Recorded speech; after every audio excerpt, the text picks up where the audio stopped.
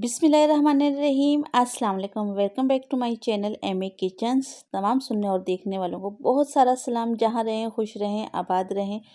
तो आज मैं आप लोगों के साथ शेयर करूँगी ऑरेंज जेली की रेसिपी। बहुत मज़ेदार ये बनकर रेडी होती है और सिर्फ 5 मिनट लगते हैं इसको रेडी होने में। और आप इसको बना के स्टोर कर सकते हैं। बच्चों और बड़ों को सभी को पसंद आने वाली। जिन लोगों को आम पापड़ी या आमचूर टॉफ़ियाँ पसंद है तो उनको तो बहुत पसंद आएंगी। तो सबसे पहले हमें चाहिए ऑरेंज।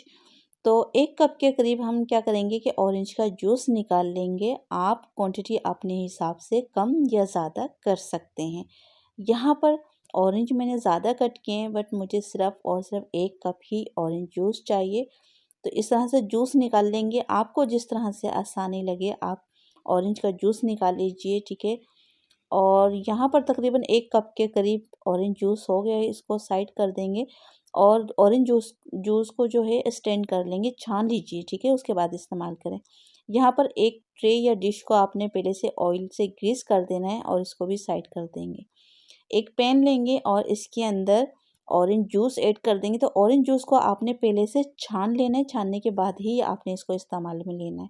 यहाँ पर ऐड करेंगे 2 टेबलस्पून भर के कॉर्नफ्लावर का और इसको भी छान लेंगे। छानने के बाद ही आपने इसको इस्तेमाल में लेना है। यहाँ पर फ्लेम ऑफ है, अभी ऑन नहीं किया मैंने।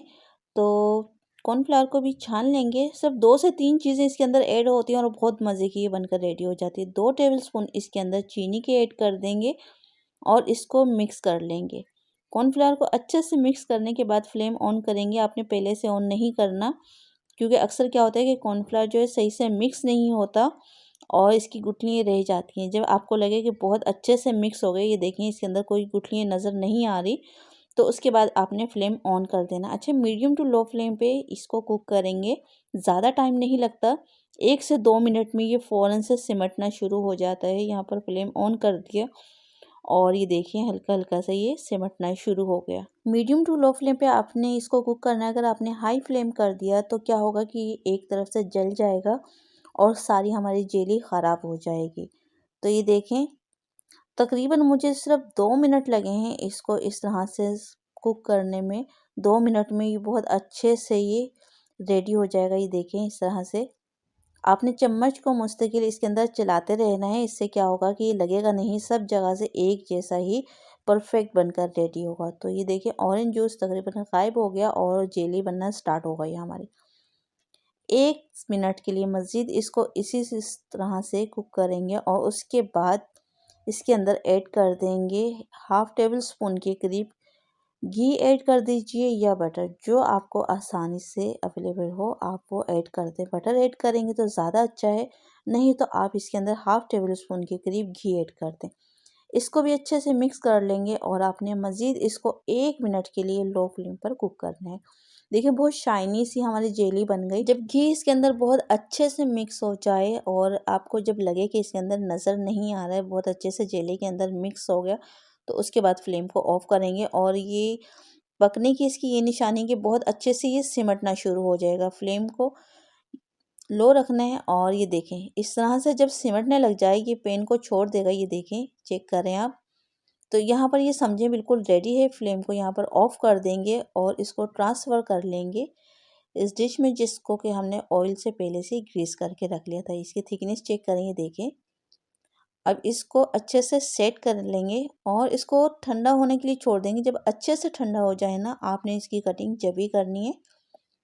वैसे तो ये फ़ौरन से सेट हो जाता है, ज़्यादा टाइम नहीं लगता। आप इसकी गरम गरम में कटिंग कर सकते हैं, लेकिन ज़्यादा आसानी के लिए आपने करना है क्या है कि इसको बहुत अच्छे से ठंडा करने के बाद फ्रिज में नहीं रखना, रूम टेम्परेचर पर इसको ठंडा कर लेंगे।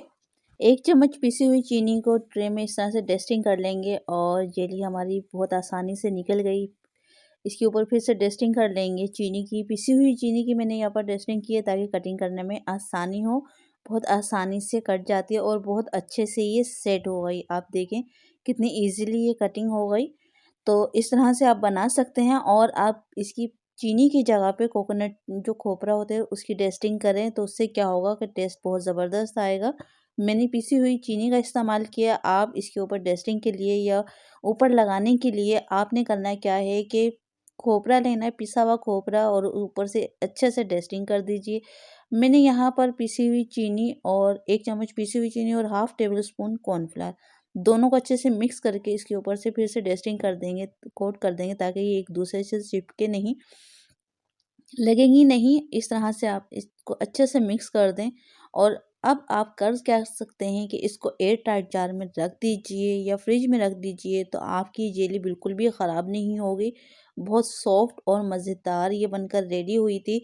अब आप इसको बना के सेव कर सकते हैं अपने बच्चों के लिए, अपने लिए बनाकर रखें। और अक्सर क्या होता है कि जब दावत या कोई तकरीब होती है तो बच्चों को सबसे ज़्यादा चीज़ की लगी हुई होती है कि हमें चीज़ चाहिए, तो आपने करना क्या है कि ये बनाकर स्टोर कर लीजिए। जब दावत या तकरीब हो तो आपने करना क्या है कि बच्चों को सबको पेश करें। तो बहुत मज़ेदार ये बनकर रेडी हो गई और जल्दी से बन जाती है। तो आपने इस रेसिपी को ज़रूर ट्राई करना है और मुझे फीडबैक ज़रूर देना है। अगर चैनल पर नए हैं तो चैनल को लाइक, शेयर और सब्सक्राइब ज़रूर कर दीजिए।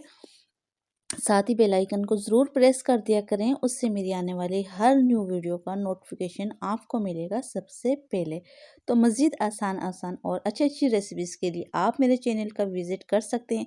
विंटर स्पेशल रेसिपीज़ के लिए और टी टाइम रेसिपीज़ की मैं आपको ऊपर लिंक दे दूँगी, आप उस पर क्लिक करें और आपको मज़ेदार सी टी टाइम की रेसिपीज़ मिल जाएंगी, जिसमें नान खटाई, बिस्किट्स, केक वगैरह आप बनाकर ट्राई कर सकते हैं। तो आपने इस रेसिपी को ट्राई करना है और मुझे फीडबैक ज़रूर दीजिएगा। अपना बहुत सारा ख्याल रखें और दुआओं में रखिए याद। मिलते हैं नेक्स्ट वीडियो में इंशाल्लाह, तब तक के लिए अल्लाह हाफिज़।